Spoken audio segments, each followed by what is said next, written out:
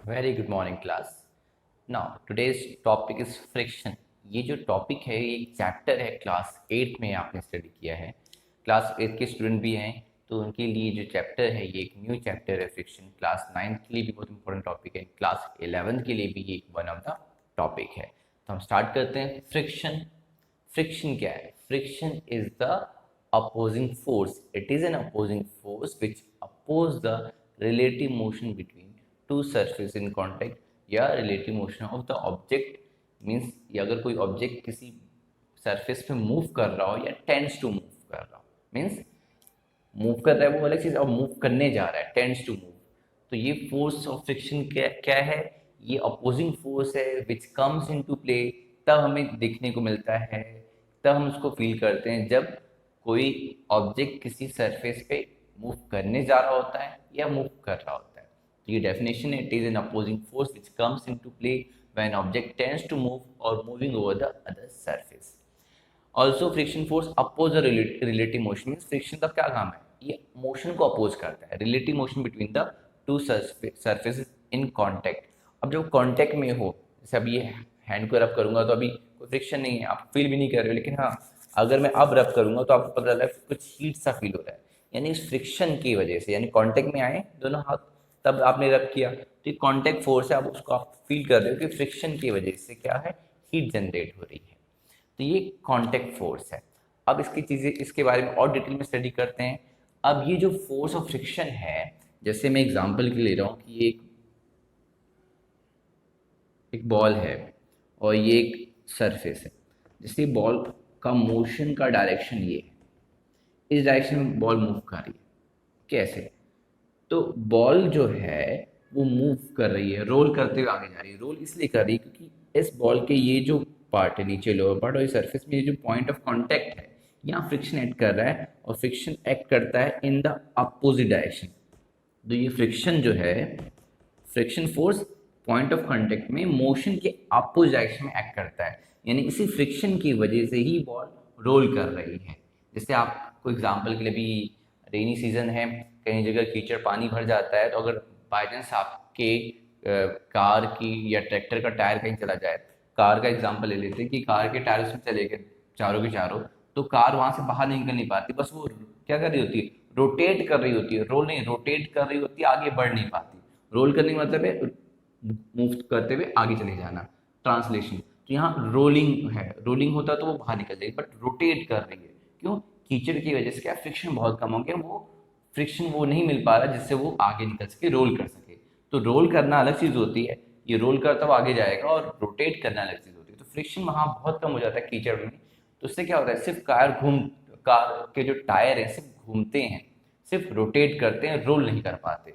तो ये फ्रिक्शन ही है जिसकी वजह से आपके जो टायर है रोड पे रोल कर पाते हैं और आपकी कार आगे मूव कर पाती है। अगर कोई स्मूथ सरफेस है, वहां ऑयल गिर जाए, देखना कार के टायर सिर्फ रोटेट करेंगे, रोल करके आगे नहीं जा पाएंगे, because of the friction. Friction की वजह से हम मूव कर सकते हैं, फ्रिक्शन की वजह से हम इजिली मूव कर सकते हैं। यानी फ्रिक्शन एक तरह से हमें सपोर्ट भी कर रही है किसी तरह सरफेस से मूव करने का। अभी ये स्लीपरी हो जाए सरफेस, ऑयल गिर जाए, तो आप उस पर मूव कर पाएंगे? नहीं कर पाएंगे। तो फ्रिक्शन एक तरह से नेसेसरी भी है हमारे लिए, बट इसके ड्रॉबैक भी हैं, इसकी लिमिटेशंस भी हैं। वो लिमिटेशंस क्या है हम आप आगे स्टडी करेंगे। तो फिलहाल अभी आपको क्लियर दिख रहा है कि मोशन की अपोजिट डायरेक्शन में फ्रिक्शन एक्ट करता है। और ये जो आप पॉइंट ऑफ कॉन्टेक्ट से ये जो लाइन ड्रॉ करते हैं इसको कहते हैं टेंजेंट कहते हैं। सर्कल हो गया एक तरह से, ये टेंजेंट हो गया, ये रेडियस हो गया सर्कल का, ये रेडियस हो गया, और ये पॉइंट ऑफ कॉन्टेक्ट से एक लाइन ऐसे ड्रॉ करें टच करता हुआ, उसको टेंजेंट कहते हैं। तो it act tangentially in opposite direction of motion. Motion के अपोजिट डायरेक्शन में क्या लगता है, फ्रिक्शन फोर्स लगता है। अब आगे चलते हैं, हम टाइप्स ऑफ फ्रिक्शन स्टडी करते हैं। तो no types of friction, types of friction. First one, यहाँ पे दो पार्ट में डिवाइड करेंगे हम। एक होता है static friction, static friction, and दूसरा काइनेटिक फ्रिक्शन। अब स्टैटिक फ्रिक्शन क्या है और काइनेटिक फ्रिक्शन क्या है? स्टैटिक फ्रिक्शन मीन्स जैसे ये बॉक्स है, हैवी बॉक्स है, रखा हुआ है, ठीक है, अभी आपने फोर्स नहीं अप्लाई किया, आपको यहाँ बता देते हैं। इस बॉक्स का मास होगा mass into acceleration due to gravity, mass into g, g कहलाता है acceleration due to gravity, gravity के वजह से लग रहा है एसेलरेशन। एम जी क्लास 8 के बच्चों के लिए तो फॉर्मूला कुछ नहीं है, बट बाकी बच्चों की नॉलेज है कि एम जी क्या है। तो ये वेट हो गया, इस बॉक्स का वेट हो गया। ये मास को जब जी से मल्टीप्लाई कर देते हैं तो वेट होता है, मास और वेट में डिफरेंस होता है। तो ये वेट है, ये आपका वेट क्या है, एक तरह से ग्रेविटेशन पुल है, ग्रेविटेशन फोर्स जो है वो वेट के इक्वल इस बॉक्स पे लग रहा है। और यानी ये बॉक्स इस सरफेस पे फोर्स नीचे लगा रही है, ठीक है, क्योंकि बॉक्स के वेट की वजह से हम खड़े हैं, हमारे वजह से, हमारे वेट की वजह से सरफेस पे क्या फोर्स लगेगा, हमारा वेट, उस फोर्स से वापस रिएक्शन मिलेगा। ये एक तरह से इसको कहा जाता है, अगर रिएक्शन है हमारे वेट की वजह से तो आर ये रिएक्शन होता है। और अभी बैलेंस है, एक्शन को रिएक्शन बैलेंस कर रहा है, अभी ये कोई मोशन में रेस्ट में है।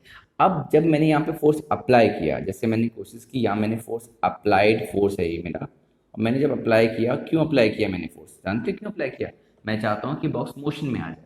बट होगा क्या, इस बॉक्स के और सरफेस के बीच में जो कॉन्टैक्ट है, जो कॉन्टैक्ट है वहाँ पे फ्रिक्शन फोर्स अराइज हो गई, फ्रिक्शन फोर्स स्मॉल एफ, मेरी अप्लाइड फोर्स के अपोजिट। जैसे जैसे मैं अप्लाइड फोर्स बढ़ा रहा हूँ 0 से 2 न्यूटन, तो ये भी 0 से 2 न्यूटन, इसको और इंक्रीज कर रहा है, ये और इंक्रीज कर रहा है, तो ये डायरेक्टली प्रोपोर्शन है। तो यानी friction force directly proportional applied force, जैसे जैसे मेरा अप्लाइड फोर्स बढ़ रहा है वैसे फ्रिक्शन बढ़ रहा है इक्वली।